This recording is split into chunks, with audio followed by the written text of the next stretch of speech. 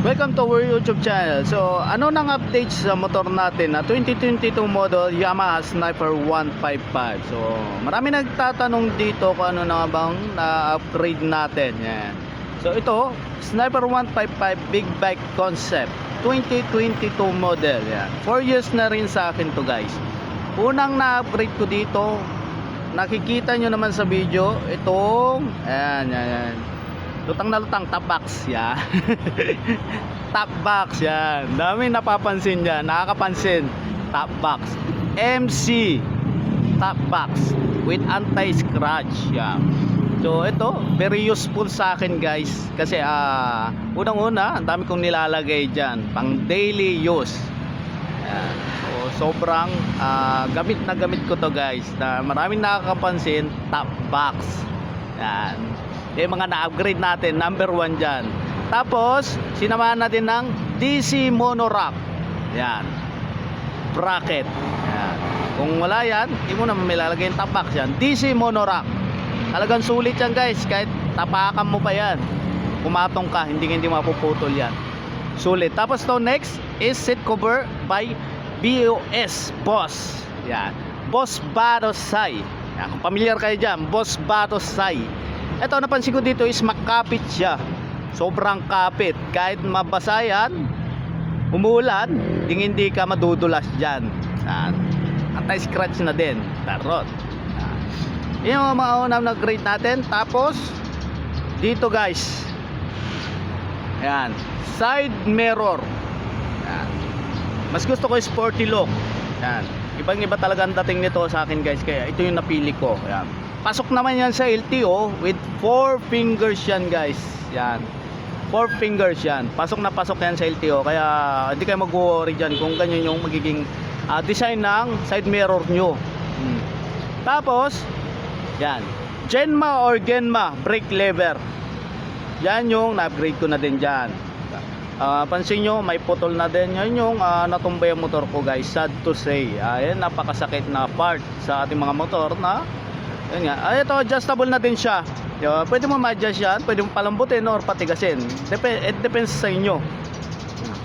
Tapos, dito, pansinin nyo, nakatapaludo tayo na pang BMW S1000RR.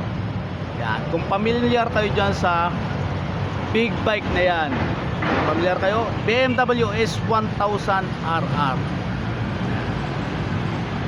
Para kumasya ang gulong na 120, kailangan mo magpalit ng tapaludo. Pag stock yan, hindi yan kakasya, guys. Yan yung motor Team Katagumpay na BMW S1000RR. Yan. Galing sa big bike, legit big bike. Yan. Ang kakasya dito, I think 130 hanggang 130, kayang-kaya yan, yung tapaludong yan na naka yan, big tire. So, may nakalagay pa dati dyan na yung nagbi-blink-blink siya, kaso tinanggal ko. Pero baka ibalik ko din. Tapos, next natin dyan is the Brembo caliper. Yan. Is-spray ko na lang yan, guys. Silver dati yan eh. Is-spray paint ko na lang. Gusto ko kasi all black colors.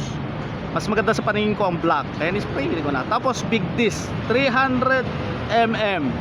300mm. Mas magandang big disc o mas malaki para mas makapit. Hindi naman sa makapit, mas malakas ang preno. Then sa mags, Asio mags 4 inches ginamit natin. Yan, panlikod dyan, guys. Na-modified ko lang, pinalitan ko yung bearing para maganda ang 120. Yan. Mas maganda kasi ang 120 dyan, guys. Yan. 120 80/17. Yan yung size ng gulong sa harapan. Yan, makikita nyo. Yan yung pinalit natin or na-upgrade na natin sa motor natin na Big Bike Concept Yamaha Sniper 155. Tapos dito naman, mapapansin nyo is napalitan na din natin ng swing arm. Yan. Swing arm Big Bike Concept. Yan. Ang pan lang dyan, wala pang tapaludo. Yan. Open lang siya. Tapos tong bracket na to, pang design lang. wala purpose siya, pang design lang only. Kasi parang may sungay-sungay siya, no? Ayan, parang demons. Black Demons, parang gano'n yan. Tapos dito sa step grill, yan na tawag dyan, step grill yan. Pero malaking tulong din yan, guys. Para sa akin, kasi dito ko nilalagay yung bag ko na maliit. Yan. Diyan ko nilalagay. Yan.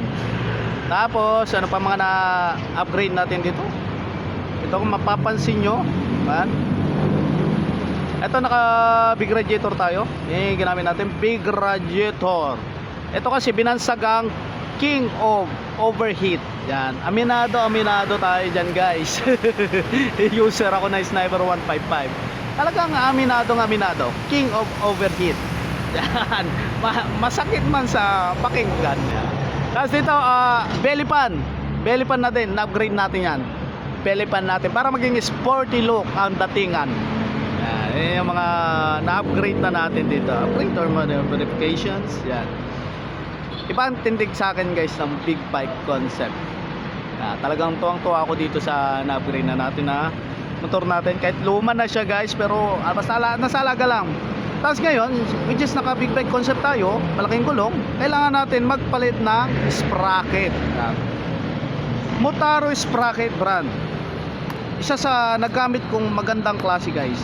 Combination nito 1349 sprocket combination. Yan yung perfect combination para sa akin 1349 kasi mabigat yung gulong natin, kailangan kong magpalaki kasi pag maliit yan mahirapan siyang humata. Tapos sa kadena two-tone. Yan. Nagustuhan ko din yung kadena niyan, two-tone gold with black color. Yan. Tapos yan na nga, ibang-iba ang dating niya guys sa ganitong setup. Para sa akin lang, sa mga mahilig. Tapos dito, ginamit natin is maduming RCB shock. Charot. Yan, kung mamili yan, hindi nyo ma-identify. RCB shock. Ginamit natin sa rear shock. 208mm. Yan yung size ng shock na yan. 208mm RCB shock. Tapos, gumamit na din tayo ng yan, modified disc brake sa likod. Yan yung mga napalitan natin dyan. Modified disc brake sa likod. Tapos ano pa bang mga nakuha natin dyan? Ayan. Sa gulong pag-usapan natin, marami nagtatanong din dyan. Nasabi ko na nga kanina, 120 by 80 by 17. High profile siya guys, 80. Karamihan kasi 120 by 70. Tapos sa likod naman, ginamit ko dito is 160 by 60 by 17. Yan yung ginamit ko dito guys na gulong, which is medyo nalitan pa ako. Yan. Gusto ko kasi talaga is malaking gulong. Yan. Parang nalitan pa ako guys. Marami nagsasabi na malaki na daw, pero sa akin, for me, maliit pa. Yan. Tapos eto guys, itong motor na to, yan, pinaka talagang nagustuhan ko din dito is standard version to guys is TD version. So, standard version. Ngayon, ang keyless may charger. Ngayon, ang ginawa ko dito guys, kasi kailangan ko ng charger, minodified ko siya. Ayan. Nagkaroon siya ng charger. Ayan. Ako na nag-install dyan guys. So, napakadali lang naman. Basic lang. Ayan. Dual USB port. Ayan. Tapos, na din siya. Pansinin nyo guys. Ayan. May ilaw pa yan. Then, tinatouch na lang siya. On-off. Touchable siya guys. Ayan. Tinatouch na lang. Sobrang useful to sa akin guys. Mas lalo sa mga long ride or mas lalo motorcycle, MC taxi ka, sobrang useful niyan. Hindi mo na kailangan gumamit ng power bank. Yan. So sulit na sulit to guys para sa akin. Yan. Yung mga nakakuha natin. At ito phone holder na kailangan din natin. Basta pag na-navigate tayo ng Google Map or destination. Eto guys, talagang matagal na din sa akin. 129,896 odo na.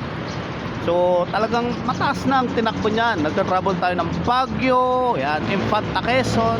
Ang dami ko nang napuntahan dahil dito sa motor natin na Sniper 155. Yan. Basta ang importante diyan guys, alaga lang sa langis. Wala nang higit pa diyan. Every 1,000 to 1,500, yan yung mindset ko, change so ilagad. Yan. Kailangan maging malaga ka lang. Yan. Yan guys, talagang wala pang naging defecto yan, wala pang pinalitan dyan. Maliban lang sa, yun nga, ang pinaka-issue niyan is tensioner. Yan lang naman yung mga napalitan dyan guys. Tensioner only. Yan. So dito, nasa pag-aalaga lang talaga guys. Tignan nyo, 4 years na tong motor ko, pero Never bumigay rocker arm, camshaft. Kadalasan bumibigay yan guys sa Sniper 155 natin ha. Pero sa akin, for me, it depends the user. Kung paano ka gumamit ng motor mo, o kung paano mo siya alagaan, nasa may-ari lang po yan. Ayan. Sa akin kasi may ko dito is every 1,500 odo o 1,000 odo, kailangan ng palitan ang oil. Ang oil guys, mura lang yan compare sa parts ng motor natin. Yan. Maraming salamat nga pala sa mga subscriber ko, solid na subscriber. And then kung bago lang kayo, please like, share and subscribe my YouTube channel. Thank you guys.